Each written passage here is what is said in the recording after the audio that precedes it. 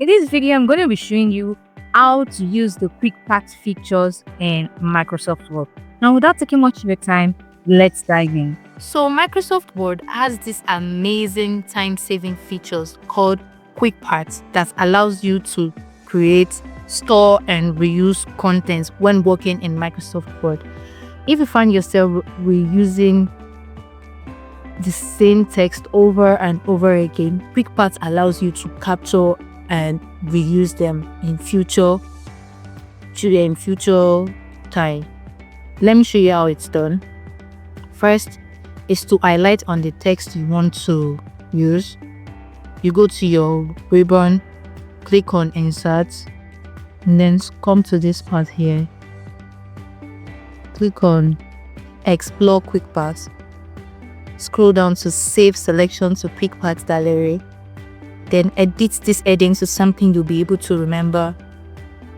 Maybe for this purpose, I'm going to use JN in caps, and then click on OK. Now let me just let this out. When you want to insert it, you click on that name that you use in saving it, JN, and click on F3 key on your keyboard. It's going to bring it out. JN and the F3 key is going to bring it up. Now, if you don't want to get rid of it, maybe you're done using it and you want to remove it from your storage, you right click on it, you go to organize and delete. It will highlight it there and then click delete. Yes, voila, that's it. So even if I type JN and the F3 key on the keyboard, is not going to bring out anything. So that's how export.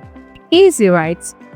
Now, quick paths in Microsoft Word is an amazing time-saving feature that allows you to capture, store, and also reuse data or content in future times. To enjoy more tips like this, kindly like, share, and subscribe. And also, we'll be hosting a free course of Microsoft Office Suite.